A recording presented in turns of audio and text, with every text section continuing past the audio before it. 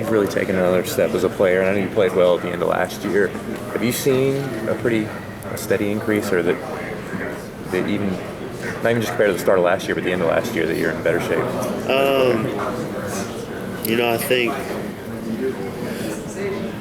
I'm more confident than I've honestly ever been. And with that, I think that's in practice has just made me more aggressive, really helped my game in so many different ways. As far as me as the player, I feel like I've gotten better in a lot of aspects that I needed to get better in over the offseason, whether I was getting stronger, getting my shot more consistent, ball handling, whatever it was. I feel like I'm in a good place right now. You just have to see some success to get that confidence, or where does that come from? Honestly, I think it was just I needed some things to click. They always told me coming in as a freshman, you're going to go through a little learning curve. For me, it was a little longer than I wanted it to be. But once everything started clicking, I started getting everything a lot more in the offense, where to pick and choose, to be aggressive, everything like that. Once everything started clicking, it really started getting a little bit better. It seemed like early in the year, you were taking good shots that just weren't falling. I don't know. It seemed like you're a better shooter than that. How did you kind of analyze how that was going early on? I think that was my mindset. I'm a lot better shooter than I'm really showing, and with that, coach had confidence in me, which is why I kept shooting. When shooters are missing, they keep shooting, thinking that they're going to make the next one. And for me, that was my mindset. Obviously, I got down a little bit there because I couldn't hit anything. But once things started going a little bit more, the confidence level just kept going up. Roy referenced that conversation he had with you after the Duke game on the bus ride back, and obviously your play took off afterward. Go back to that conversation. What can you tell us that you guys talked about, and what happened there that kind of helped you kind of take that next step? That game was probably the worst game I've played in my entire college career so far. And so when I got on the bus, I went up there and I sat by Coach and I talked to him. And we just kind of talked about some of the things that were working, some of the things that weren't. And at the end of the conversation, Coach told me it'll get better.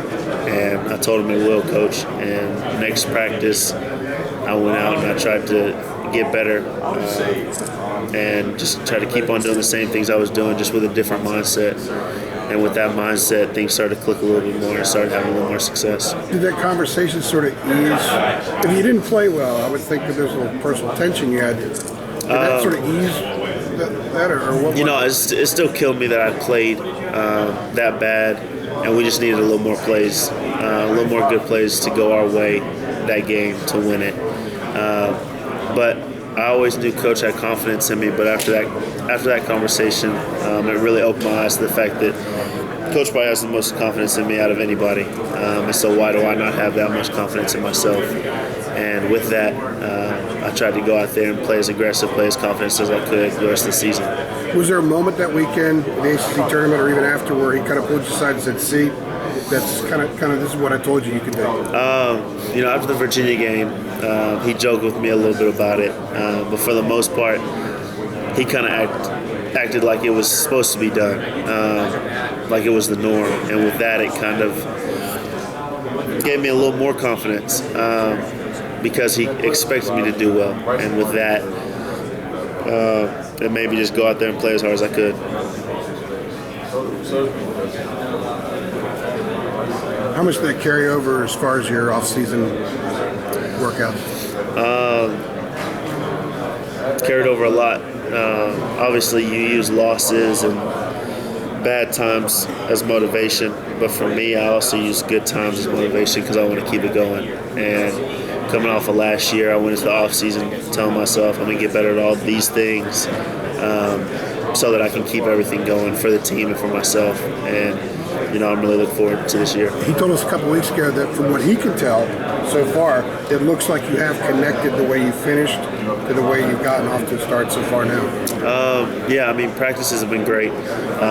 Started off a little sluggish, but as time went on in practice, I think we've practiced 15, 16 times.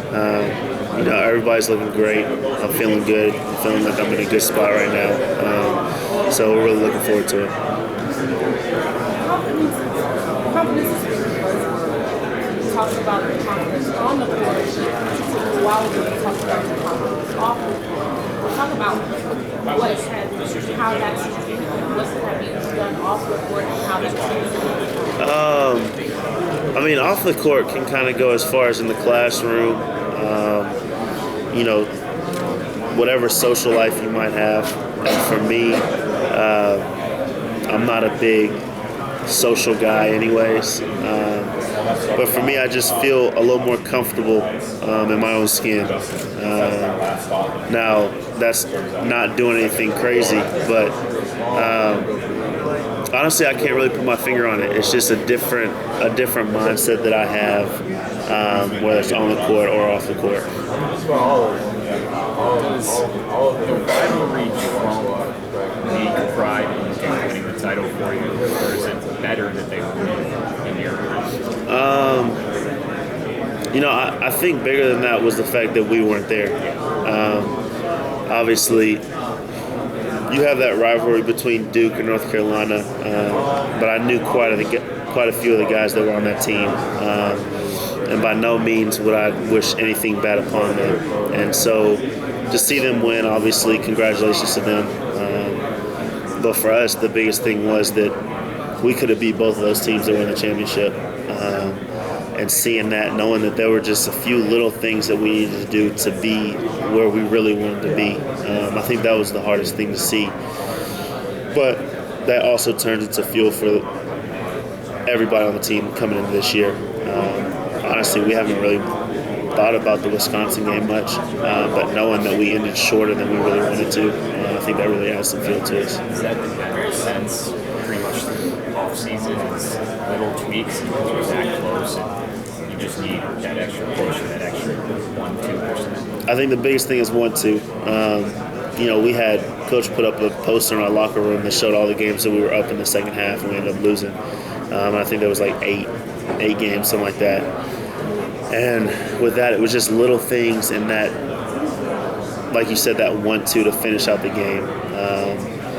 I think we were up 18 at Louisville, ended up losing that game. We were up, I think, 7-10 at Duke with like 3 minutes left, and ended up losing that game.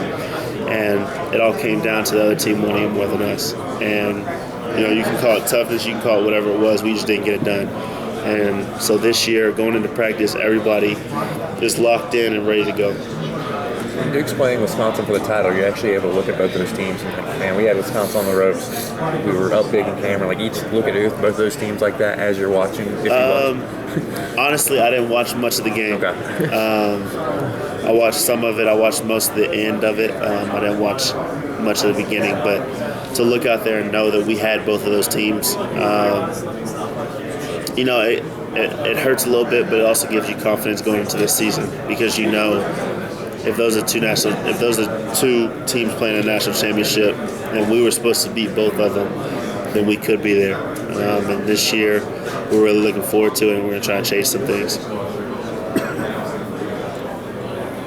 We asked Marcus at Media Day about expectations, and he kind of, I don't know if I would say he quite said Final Four or bust kind of thing, but that it was very clear, like, that's what he believed, that you guys believe this team's capable of. How do you guys handle that of, is this, do you look at it as Final Four is not a successful season with what you have coming back? Honestly, that's our mindset. Our goal is Final Four and national championship, and anything less than that will be a disappointment to us because we know we have a lot of pieces, and we have the right pieces to be able to make a long run. Now, with that being said, it's whether or not we want to do all the little things. We really want to finish out some of the things that we weren't able to finish last year. What's been the biggest change aside from that confidence that you've taken this season? The three things that whenever I met with Coach at the end of the year that he said was get stronger, more consistent shot, and ball handling. And as far as getting stronger, I've gained some weight, gotten a little bit stronger. gotten in the gym, gotten up a lot of shots, and then ball handling. I work with Coach Davis with some ball handling and do some stuff on my own every once in a while. So I think all the things that were my biggest weaknesses, I really took advantage of the offseason to get better at. You mentioned the little things a second ago. What are some of those little things? Defensive stops, rebounding. I think we were one of the worst teams defensively rebounding last year, which is not acceptable because we have a lot of athletes, a lot of long players, and guys that just should be able to box out and rebound. Turnovers were a big thing for us last year, and so coach is really, really focusing on rebounding and taking care of the ball this year in practice. When you look back at those games that you were talking about a minute ago, you feel like it was on you guys that if you had buttoned up, polished a few more different things, that it would have been you in the end that could have been standing there? That's how we felt. Now it's hard to say that coming off of a loss in the Sweet 16, but looking at the championship game and the fact that we were up on Wisconsin in the second half, but weren't able to pull it out, knowing that if we would have taken advantage of just a few more things in that game, we would have been able to be at least in the Elite Eight.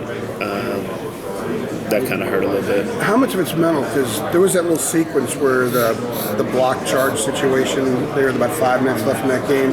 It's like you guys, every once in a while, something like that would happen, and you kind of go in the tank for a couple minutes, and then you come out of it and 8-1 run, 10-2 run for the other team. That's kind of how a lot of those games changed. How much of it is mental for you guys, mental toughness? I think that was a big thing. Whenever things started not really going our way, there would be times when we wouldn't stick together all the way, or we wouldn't stay strong and keep doing the same things we were doing and just wait until it started to work. There were a lot of times when we tried to change things on our own and get away from some of the things Coach would tell us, and that would hurt us more than help us. And so going into this year, I think everybody being a little more mature, being a little more advanced, I think everybody is ready to really take that next step. What kind of things that you worked on in your offensive game? I apologize if you didn't answer this. What kind of things you look to add to your offensive repertoire?